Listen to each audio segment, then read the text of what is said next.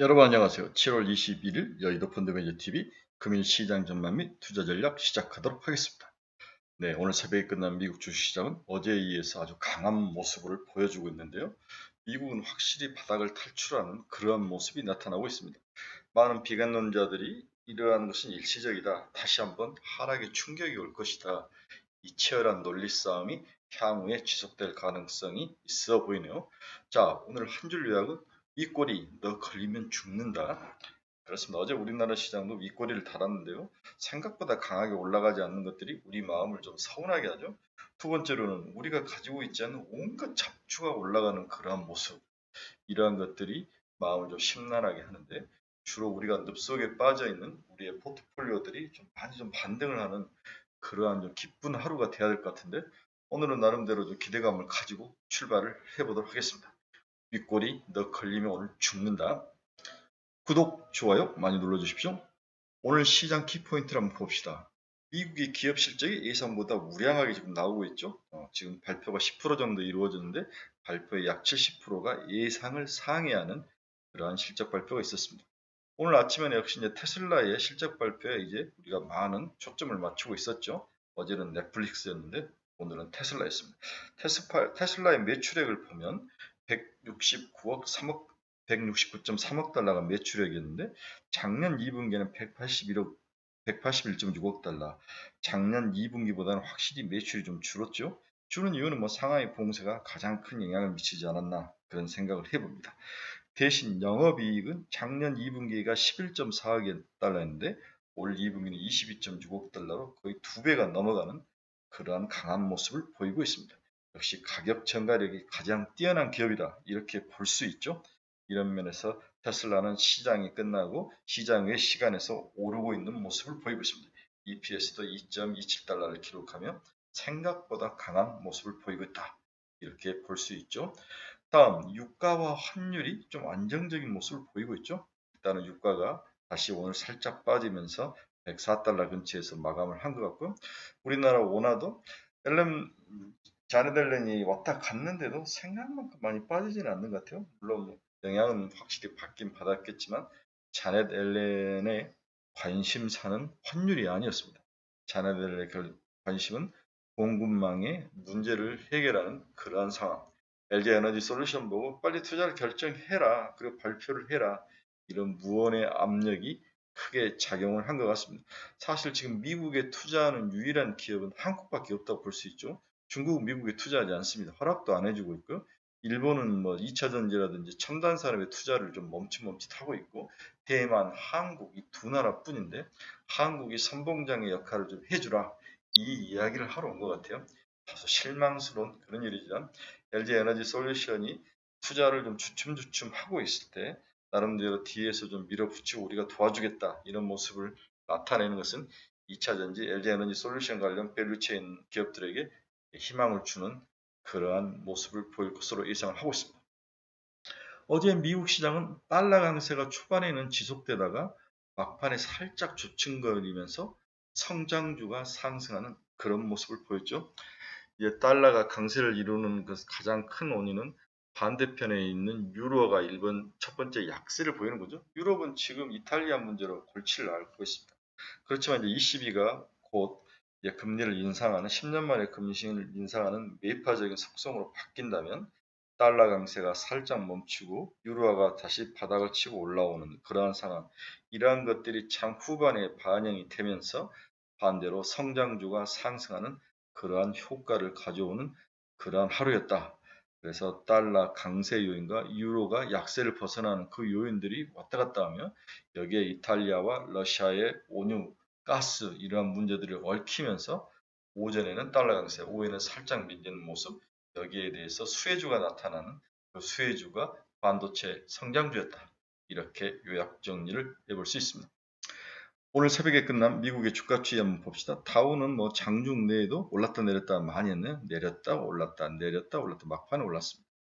나스닥도 올랐다가 내렸다가 막판에 다시 상승하는 그런 모습을 보였고 S&P도 올랐다 내렸다 올랐다 내렸다 이러한 좀 하루 동안의 변동성이 심한 그런 모습을 보였는데 다행히 나스닥은 1.58이나 오르면서 오늘 우리나라 코스닥에 좀 어떤 희망을 주는 그런 모습으로 끝이 났습니다. 반대로 영국과 프랑스와 독일은 러시아가 어제 제가 장난친다고 그랬죠. 유럽을 길들이기를 하고 있다. 가스관을 열어주겠다. 하지만 물량은 공급은 줄일 수 있다. 말 장난치는 거죠. 네, 너희들을 풀었다 놨다. 그래서 러시아의 그 소나기에서 벗어날 수 없을 정도로 가지고 노는데 이러한 악영향으로 유럽은 일단 하락을 했습니다. 일단 또 이탈리아가 마리오 드라기 총재, 이탈리아 총리의 사임과 관련돼서 상황은 괜찮은데 나머지 연정이 또 반대하는 모습이 나타나면서 불안한 모습이 나타나죠. 여기에 이탈리아 국채 금리 문제. 이탈리아가 가장 큰 유럽의 선진국이면서도 후진국 같은 골치 아픈 그러한 모습을 보여주고 있습니다. 오늘 한국경제TV가 전하는 오늘 시장 키포인트 한번 봅시다. 테슬라가 2분기 EPS를 2.27달러를 기록했다. 예상을 상회했죠. 시간의 시장에서 상승하는 모습이 보이고 있습니다. 오늘 우리나라 2차전지 관련 기업들은 소폭 상승할 것으로 예상이 되고 있습니다. 미국 6월 기존 주택 판매가 5개월 연속 감소하는 모습을 보였다. 2년 내 최저를 보였다. 역시 금리를 올리니까 우리나라도 그렇지만 주택가격이 먼저 영향을 확실히 받는 모습이 나타나고 있습니다. BOA가 7월 FOMC에서 75bp 금리 인상을 전망한다. 100bp는 아닌 것 같아요. 75bp로 의견이 모아지고 있는 그러한 모습이 나타나고 있습니다. 푸틴이 유럽향 가스 공급은 지속한다. 다만 공급량은 줄 수 있다. 가지고 노는 거죠. 여러 앞에서도 이야기했지만 푸틴의 소나기에 유럽이 놀고 있습니다. 매주 목요일마다 발표된 EIA의 주간 원유 재고는 44만 5천 배를 감소하면서 예상보다도 감소폭이 작았죠. 영국 총리가 2파 전에 싸움을 하고 있습니다. 수낙 전 재무장관하고 트러스 외무장관이 싸움을 하고 있는데 수낙이 이길 것 같다는 내신들이 많이 나오고 있습니다. 비트코인이 바닥을 치고 올라오죠. 18,000, 19,000을 하다가 장중에 2만 4천 달러를 회복하는 그러한 모습을 보이고 있는데요. 이러한 비트코인 상승 반등의 핵심은 이더리움이죠. 이더리움이 일주일 새에 50%나 상승하는 그런 투기적 모습을 보여주고 있습니다. 네, 오래 살려면 비트코인 장애 코인 시장을 떠나라. 제가 여러 번 했죠. 먹을 수 있지만 또 토해낼 것이다. 백해 무익하다. 투자가 아니라 투기다. 저는 코인 무역론으로 돌아선 사람 중에 한 사람입니다. 미국 ITC가 한국산 냉형 강판에 대해서 반덤핑 관세를 연장을 결정을 했다. 오늘 우리나라 철강주들이 약세를 보일 수 있는 이런 좀 잘못된 부정적인 요인들이 나오는 악재가 나온 것 같습니다. 자, 한국 시장은 여러 가지로 중국과의 전쟁에서 G2 전쟁에서 항상 고래 싸움에 새우등이 터지는 그러한 모습이 안타까운 모습입니다. 오늘 WTI는 살짝 하락했네요. 0.73% 하락해서 102.44달러를 지나고 있습니다. 네, 금리 한번 봅시다. 2년짜리는 3.25, 5년짜리는 3.17, 10년짜리는 3.03, 1년짜리만 1.7bp 상승을 했죠. 어제와는 큰 변동은 없습니다. 다시 스프레드는 22bp로 살짝 1bp 더 벌어지는 그러한 모습을 보이고 있습니다. 일단은 시장에서 글로벌 시장에서 미국 금리 상승은 일단 논외로 보고 있더라고요. 크게 어떤 이슈화 되지 않는 그런 모습, 좀 안정적이다 이렇게 보고 있고 나중에 이제 스프레드가 다시 확장이 30bp, 50bp까지 늘어나면 그때 또 부랴부랴 분석하고 난리를 칠 것 같은데 아직까지는 유가라든지 인플레이션이라든지 페드의 금리 인상이라든지 기업 실적 발표에 물쳐서 금리가 크게 이슈화되고 있지 않는 그런 모습입니다. 미국의 주요 기업 주가 움직임 한번 종가 봅시다. 애플은 1.35% 상승해서 153달러, 테슬라는 0.8% 상승해서 742달러, 장외 시장에서 오르고 있다는 소식이 들리네요. 리비안도 3.25%나 상승해서 32달러를 마감을 했습니다. 마이크로소프트 0.20달러, 엔비디아가 4.8%나 상승했네요. 178달러. 어제도 상승을 했고 오늘 새벽에 끝난 미국 시장에서도 엔비디아가 크게 상승하면서 바닥을 치고 올라오는 모습, 이런 모습이 보이네요. 확실히 금리 인상, 금리 안정, 달러 강세가 살짝 수그러들면서 바닥에 깔려있는 성장주들이 치고 올라오는 모습이 확실히 나타나고 있습니다. TSMC도 0.45% 상승하면서 86달러에 마감을 했습니다. 마이크론 테크놀로지는 1.44% 상승해서 63달러, 어제 이제 SK 하이닉스는 2% 넘게 상승했는데 삼성전자는 오히려 0.6% 하락을 했죠. 그래서 뒤에서도 이야기했지만은 오히려 플래그십은 SK 하이닉스이지 삼성전자는 아닌 것 같다. 차라리 삼성전자는 우선주를 사라. 이렇게 이야기를 해드리고 싶네요. 메타 플랫폼스도 4.16%나 상승하면 183달러. 메타가 크게 오르고 있습니다. 더블록스도 2.52% 상승하면서 40달러를 회복했네요. 40.85달러. 이 목표는 다음에 50달러이죠. 그렇죠? 네, 더블록스가 좀 많이 회복이 됐으면 좋겠습니다. 네, 앞에서도 이야기했지만 비트코인은 23,000달러를 지나가고 있네요. 장중에 24,000달러까지 회복되는 모습을 보였다고 하니까 바닥에서 올라온 모습인데 연끌에서 투자했던 우리 코인족들 나름대로 좀 더 올라줘야 되죠. 일단 더 올라야죠. 그래서 안전하게 그리고 좀 손실이 없이 빠져나오는 그런 모습이 일단 필요한 것 같습니다. 저처럼 이제 코인 좋아하다가 코인 무용론자들이 많이 돌아서는 모습도 있는데 일단은 코인이 좀 올라줘야 우리 젊은 친구들 좀 한숨을 쉴 수 있는, 숨을 좀 쉴 수 있는, 또 이 여름철에 휴가도 가야 되고 여러 가지 할 일이 많은데 머리 싸매지 않게 여유를 줄 수 있는 코인의 반등이 좀 더 이어지기를 간절히 바라봅니다. 금일 시장 전망 및 투자자를 한번 봅시다. 기업 실적은 우리가 우려하는 것보다 더 나을 수 있다. 1.5개월 전만 해도 코스피 하반기 영업이익 추정치는 8.1%였는데 최근 7.5%까지 하향 조정됐죠. 영업이익률이. 시장은 환율 효과나 원자재 가격 안정을 감안해도 하반기 영업이익률은 최소 7%까지 하향될 것으로 예상이 되고 있습니다.